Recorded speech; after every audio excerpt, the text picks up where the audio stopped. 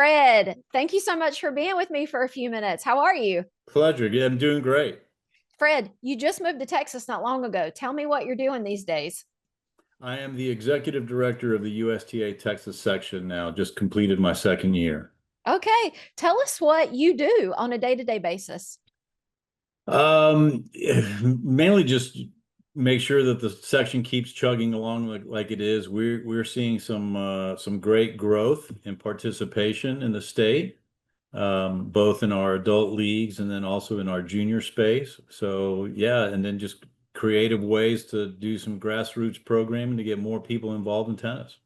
So, how's adult red ball tennis going in Texas these days? Very well, actually. We were one of the sections that piloted the program, and so we've actually been able to have quite a few facilities and providers continue to do those programs. And so, yeah, we actually did one for National Tennis Month in May at our office building, where we set a red ball court up in the parking lot, and then had the tenants of the building come participate, have a little lunch and play a little red ball. That's awesome. So, Yeah, it was a tell lot me of fun. what makes you excited about getting up out of bed every morning and going to work? It's just the growth and the excitement around it and in the state. I mean, it's incredible. Especially in the junior space, um, you know, we we had we had over 1,400 junior tournaments last year in the section, which is just an insane amount of tournaments. But they keep growing. The demand is still there. We had um, over 10,000 unique players. We're also I think the section that has more out of section players come play tournaments. So it's exciting. So I think we get a lot of, I would imagine we probably get some Midwest, Northern, and Eastern players when the weather's cold up there, and it's hard to get indoor court time to come down to Texas in, November, December, January, February, and get to play outdoors. So yeah, we're excited.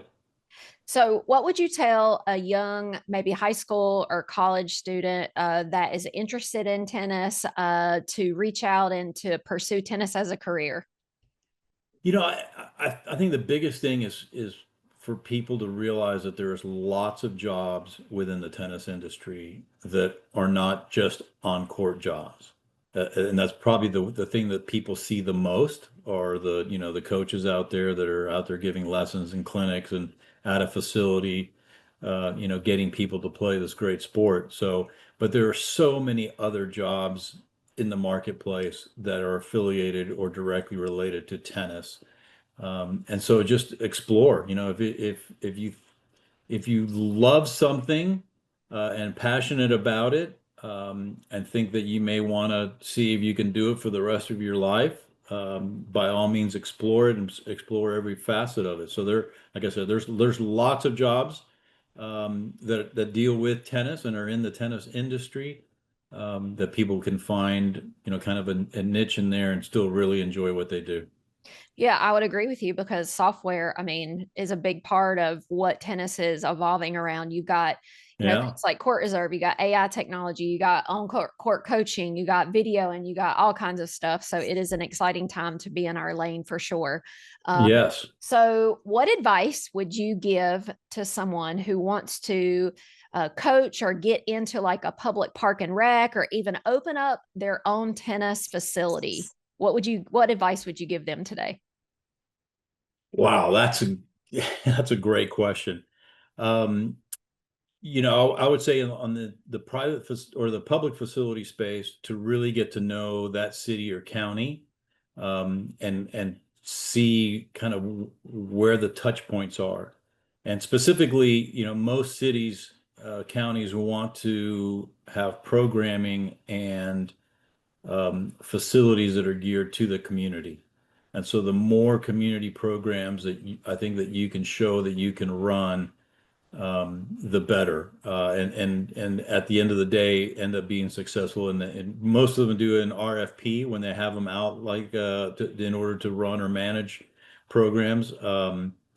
There are some cities, that hire people, so you would be a city employee. That, has its advantages and disadvantages. It's something I think needs to be explored. But yeah, look, I would say in any job, when you're job hunting or wanting to land a job, to do your homework, do some research on the company, on the facility, on the city, on the county, and just do some homework, do some research. Google is a great source, and then have a plan put together. Then that you can implement. The other thing I would do is reach out, figure out somebody that's in that space that can help you kind of navigate it. So to seek a mentor. That's great advice. All right.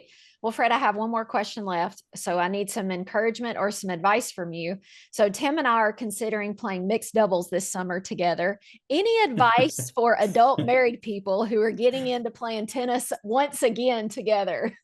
So my college coach used to call it fixed troubles. Um, Look, more than anything, it's just a matter of just communication, and just being aware of expectations.